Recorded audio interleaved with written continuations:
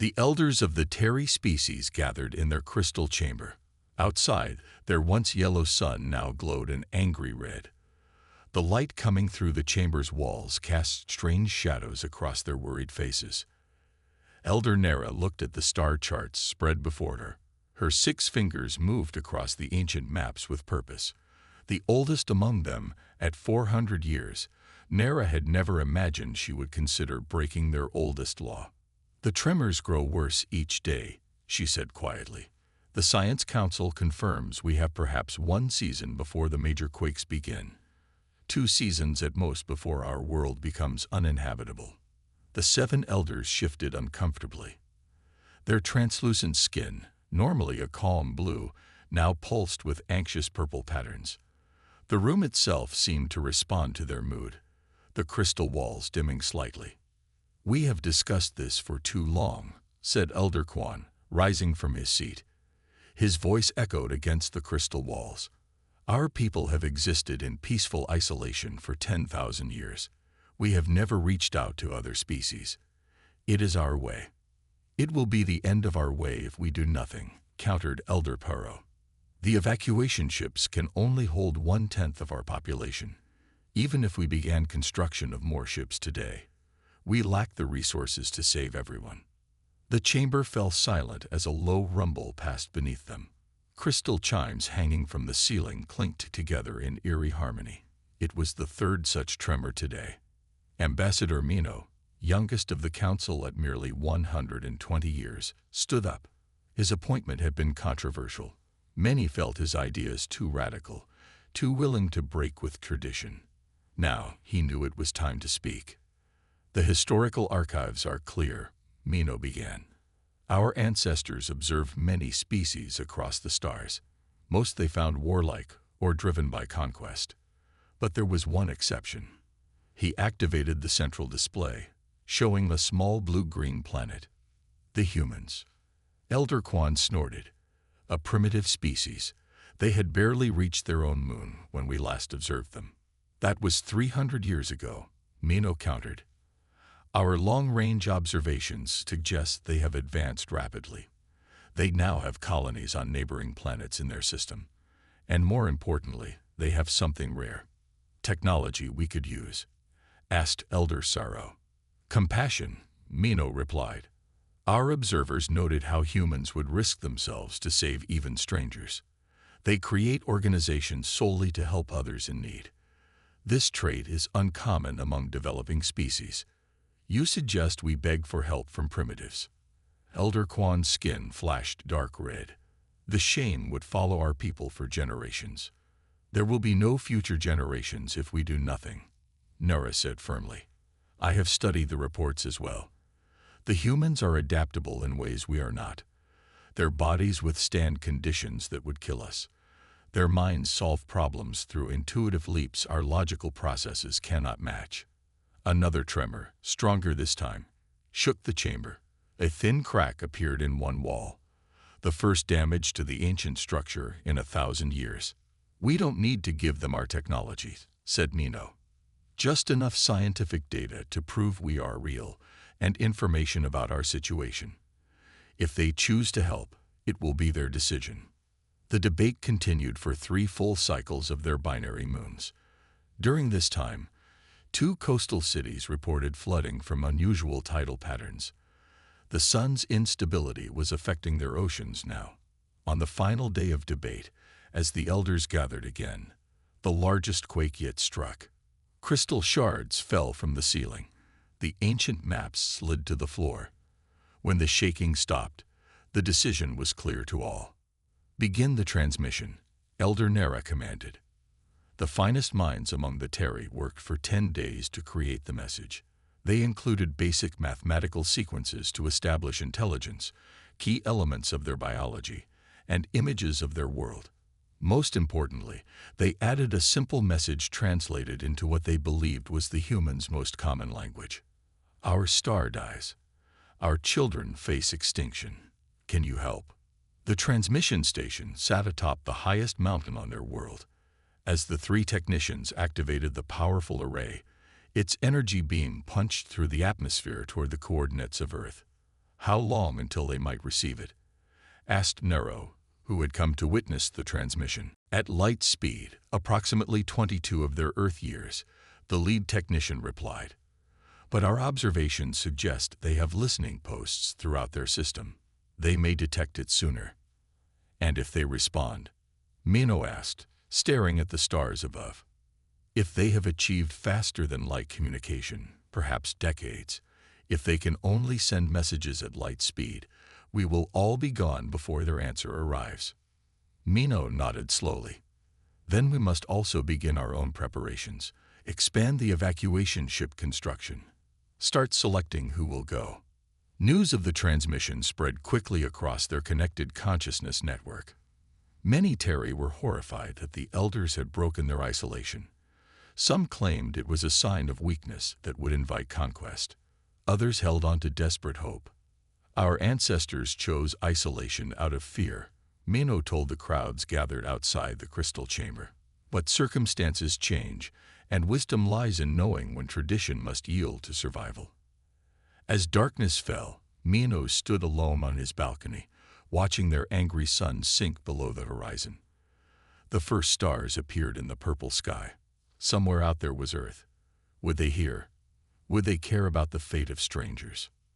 Now we wait, he whispered to himself, as the evening tremors began once more.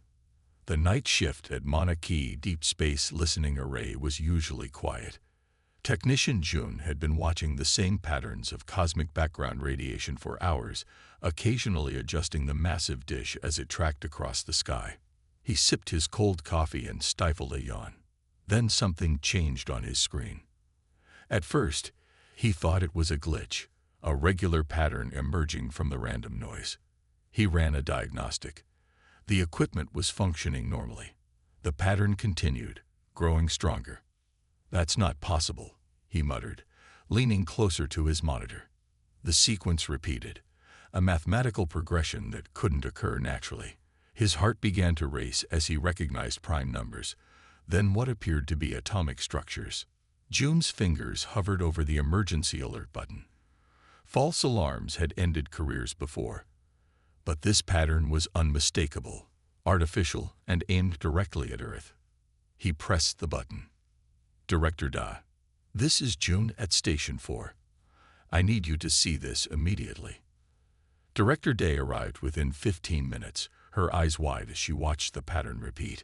How long has this been coming in? She asked, voice barely above a whisper. 37 minutes. The signal is strongest when the dish points toward the Epsilon Eridani system.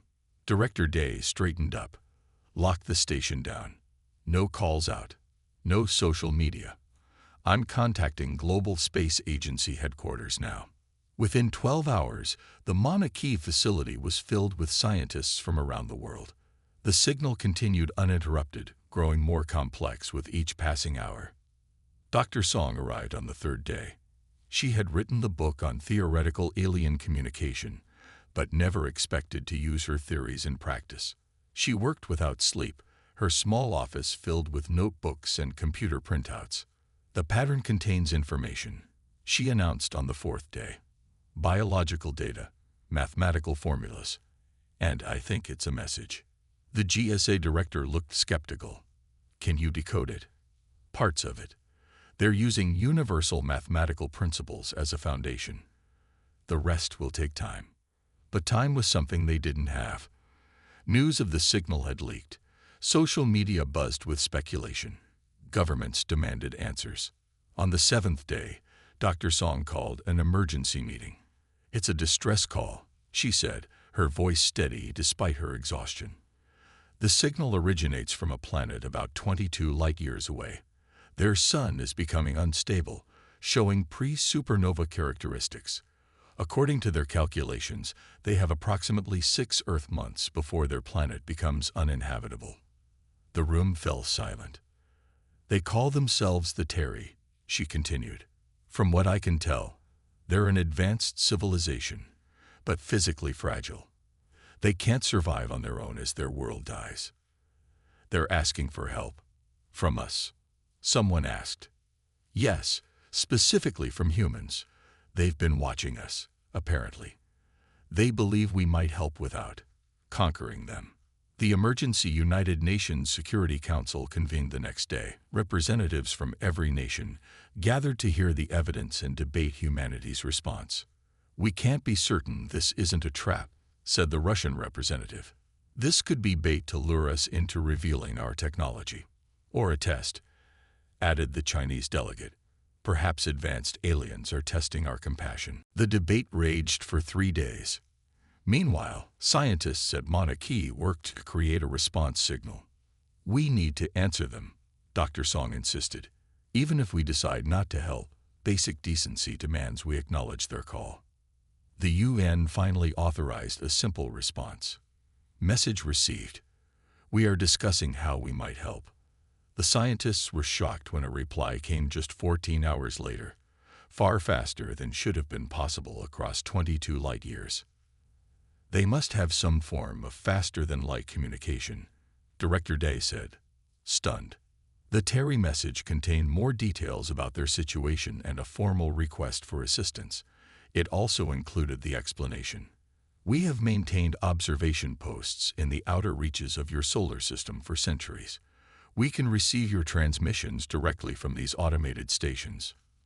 As the scientific community processed this revelation, the United Nations continued its heated debates. President Kim of South Korea finally stood to address the assembly.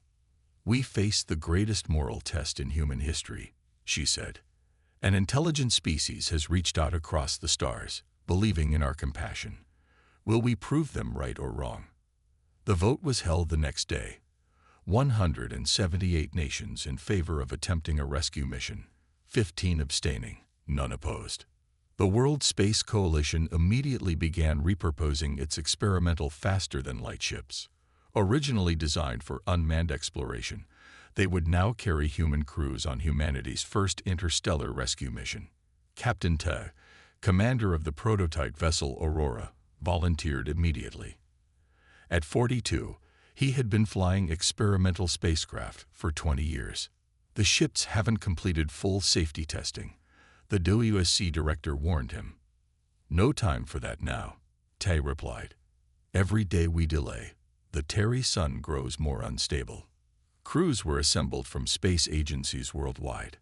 Scientists, engineers, medical specialists, all volunteering despite the risks. The response to the Terry was carefully composed. "We have resources to share, but little time. We offer help with no condition but friendship." The Terry reply came within hours. "We feared you would demand our technology or servitude. Your generosity is unexpected." As preparations accelerated, humanity united with a common purpose. Old enemies offered resources and expertise. Private companies donated cutting-edge technology. 5 ships were prepared for the journey. The Aurora would lead, carrying Captain Tai and a crew of 30 specialists. 4 larger transport vessels would follow, designed to evacuate as many Terry as possible. The night before launch, Captain Tai addressed his nervous crew. "Tomorrow we attempt something unprecedented in human history. We travel to another star to save beings we've never met." He paused, looking at each crew member. The Terry placed their faith in humanity's compassion.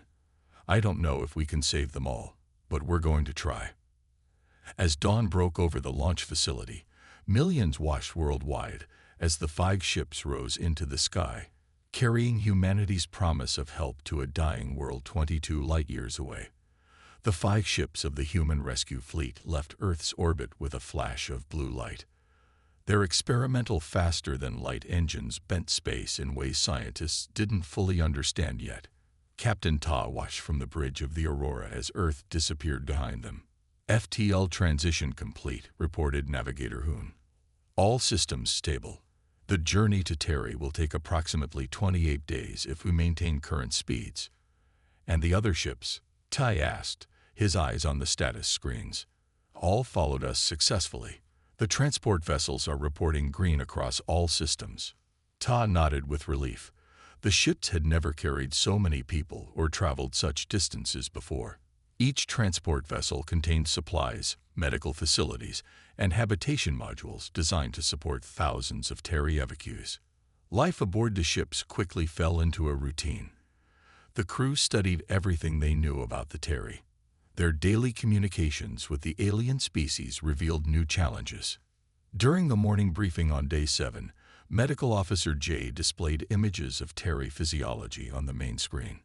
Their bodies are very different from ours, she explained. They breathe a mix of gases with much more nitrogen than humans need. Their skin is partially transparent and very sensitive to ultraviolet light. Can they survive in our atmosphere? Asked Engineer Moon. Not for long, Jay replied. We're modifying the transport ships to create the right conditions, but there's another problem. Their bodies cannot handle strong gravity changes. We'll need special chambers to slowly adjust them to ship conditions. Captain Ta frowned. How many can we safely transport with these limitations? Maybe half of what we hoped, Jay admitted, unless we find better solutions. Communications specialist Ben raised his hand. There's also the cultural issue. The Terry society is extremely hierarchical. They expect very specific protocols during boarding. We're here to save lives, not follow protocols, argued Security Chief Sun. But respecting their culture might save more lives, Ben countered. If we create panic or resistance by ignoring their social structures, fewer people will board. Captain Ta listened carefully. We need to understand them better. Request more cultural information in today's transmission. Meanwhile, on the distant planet Terry, the situation was growing worse. Ambassador Minnow addressed a crowded meeting hall as another tremor shook the building. The human fleet has passed the halfway point, he announced. They bring ships designed to take many of us to safety. A tall Terry named Fane stepped forward, his skin pulsing with angry red patterns. Safety. You would have us trust aliens who know nothing of our ways. These humans will study us like specimens. They may even harvest our bodies for research. Murmurs spread through the crowd. Many nodded in agreement. Why would they travel so far just to harm us? Minnow asked. They're using experimental technology at great risk to themselves. Does this seem like the action of conquerors? Perhaps they need test subjects for their new ships, Fane countered, or slaves for their colonies. No species acts without self-interest. Elder Nera joined Minnow at the front of the hall. I have studied all our communications with the humans. They showed genuine concern for our welfare. They ask for nothing in return. A clever deception, Fane insisted. I and my followers will remain here. Better to die with dignity on our homeworld than live as curiosities or slaves among aliens. As the debate continued on Terry, the human fleet made steady progress. But on the 18th day, they received alarming news. Massive solar flares detected in the Terry system, reported Science Officer Yun. Far worse than predicted.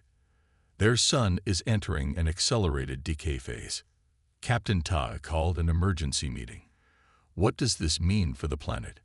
The eastern continent is already experiencing destructive seismic events, Yun explained, showing satellite images from the Terry observation posts. Major cities have begun collapsing. Radiation levels are rising in the atmosphere. How long until total planetary failure? Tai asked. 3 weeks at most. Our original timeline assumed we have a month after arrival to complete evacuations. The bridge fell silent as everyone calculated what this meant. We're still 2 weeks from arrival, Ta finally said. By then, conditions may be too dangerous for evacuation.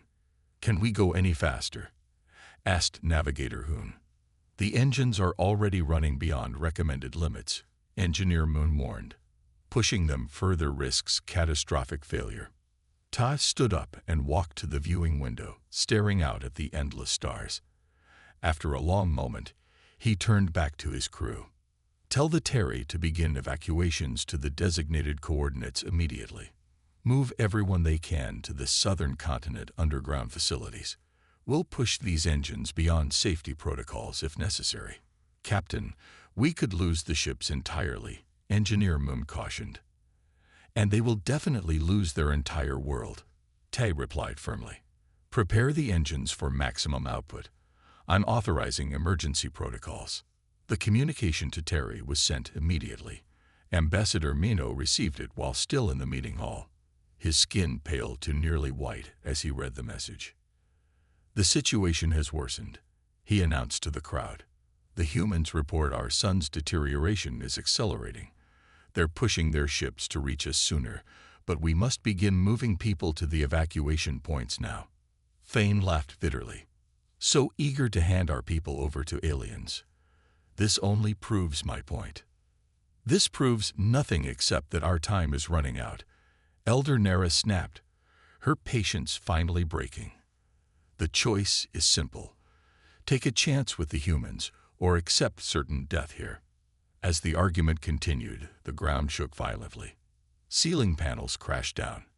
The lights flickered and died. When emergency lighting activated, Ambassador Mino climbed onto a fallen column to address the frightened crowd. "The time for debate is over," he shouted above the noise. "I will coordinate evacuation to the southern facilities. Those who wish to join us, gather your families and only essential belongings. Transport leaves in 3 hours." Back on the Aurora, Captain Ta watched anxiously as the engines strained beyond their design limits. The ship shuddered constantly now. "Hull temperature rising," reported Engineer Moon. "The space-time bubble is becoming unstable. Can we maintain this speed for 10 more days?" Tai asked. Moon hesitated. "Maybe, but I can't guarantee all 5 ships will make it intact." Tai closed his eyes briefly. The lives of his crew weighed against the lives of an entire species. "Continue at maximum speed," he ordered, "and pray we're not too late." The Aurora broke through the upper atmosphere of Terry with a flash of light. Captain Todd gripped his command chair as the ship shuddered around him. Through the view screen, he could see a world in its death throes. The once blue oceans had turned dark brown. Massive cracks split the continents. The sky glowed an angry red from the dying sun. "Radiation levels are off the charts," reported Science Officer Yun. "The sun will go supernova within days, not weeks." The 4 transport ships followed the Aurora into orbit. Their journey had taken terrible tolls. 2 ships had suffered partial engine failures. 1 had lost its main communication array. But they had arrived, impossibly, ahead of schedule. "Status of the evacuation zones?" Tai asked. Communications Officer Bin looked up from her console with horror on her face. "Southern Evacuation Center is intact, but the eastern and northern centers have been destroyed by earthquakes. Millions of Terry are crowded into the remaining safe zones." "And the atmosphere?" Engineer Han checked his readings twice before answering. "Degrading much faster than predicted. Toxic gases from volcanic eruptions are spreading globally. Our environmental systems need immediate modification to filter these compounds." Tai made his decision instantly. "Begin landing procedures for all transport ships. Priority on the southern zone. Medical teams prepare for mass triage." The Aurora landed first in a massive clearing that had once been a forest. Trees had been cleared by the Terry to create landing zones. As the ship's ramp lowered, Captain Ta got his first real look at the aliens they had come to save. The Terry were tall and slender, with partially transparent skin that pulsed with colors showing their emotions. They moved with careful, precise steps. Thousands waited in perfectly straight lines, organized by some system the humans couldn't understand. Ambassador Mino approached the ship, his skin glowing a formal blue. He performed a complex series of gestures before speaking. "We welcome the human delegation according to the ancient protocols," he began formally. "The High Council requests that you present your credentials and boarding procedures for approval before evacuation may commence." Captain Ta stared in disbelief. Behind Mino, a massive fissure opened in the ground, swallowing a distant building. "Ambassador, with respect, we don't have time for ceremonies. Your world is literally breaking apart. We need to start boarding immediately." Mino's skin flashed with confusion. "But the protocols must be observed. The elders must board first, followed by knowledge keepers. Then, everyone boards as they arrive." Tai interrupted. We'll sort out social structures later, when you're safe. The first attempt at boarding was chaos. Human crew members rushed to help Terry onto the ships, but the aliens froze in confusion without proper instructions. Some refused to board out of order. Others became distressed when separated from their social groups. After an hour of minimal progress, Ambassador Mino approached Captain Tai again. "This isn't working," he said bluntly. "My people don't understand your methods. They expect order and clear instructions. And we don't have time for misunderstandings." Tai replied, watching as another tremor shook the landing zone. He made a quick decision. "We'll integrate our command structures. Your officers will have direct authority within our chain of command." Mino looked shocked. "You would give aliens control over your people?" "If it saves lives, yes," Ta said simply. The new system was implemented immediately. Terry officials were given communication devices and assigned to human teams. They directed their people according to their cultural norms, while working within the emergency framework the humans had established. The evacuation pace tripled. Transport ships began filling with refugees, carefully sorted into sections that respected their social groupings. "Environmental systems holding," reported Engineer Han. "But we're detecting more toxic gases than anticipated. Filter capacity at 60% and dropping." As the second transport ship filled to capacity, a new problem emerged. A group of 50 Terry stormed up the loading ramp, pushing past the guards. Their skin flashed angry red patterns. "Traditionalists," Mino explained quickly. "Followers of Fane. They believe capture is your true intention." The group had seized the ship's cargo bay and were threatening to damage life support systems unless the humans left Terry immediately. Security Officer Jin assessed the situation. "We could force them out, but it might cause casualties on both sides." "No violence," Tai ordered. "These people are terrified. Let me try something else." Jin approached the cargo bay with no weapons. Instead, she carried visual displays showing the ship's complete schematics, flight plans, and crew manifests. "We have nothing to hide," she told the traditionalists, her words translated by Mino. "Here are our complete plans. Here is where we will take you. Here are the habitats being prepared. You are free to monitor all communications, free to maintain your own leadership structure." The traditionalists were suspicious but began reviewing the information. After tense hours of negotiation, they agreed to cooperate, but insisted on maintaining their own section of the ship under their control. Outside, conditions worsened by the minute. The ground shook constantly now. Buildings collapsed in the distance. The air had turned an oily brown color that burned human lungs even through their protective masks. The third transport ship filled and launched. The fourth was nearly complete when Captain Tai received alarming news. "We're detecting life signs in the Western Highlands," reported Science Officer Yun. "Several hundred Terry at a location that wasn't on our evacuation list." "Can they reach us?" Tai asked. "No.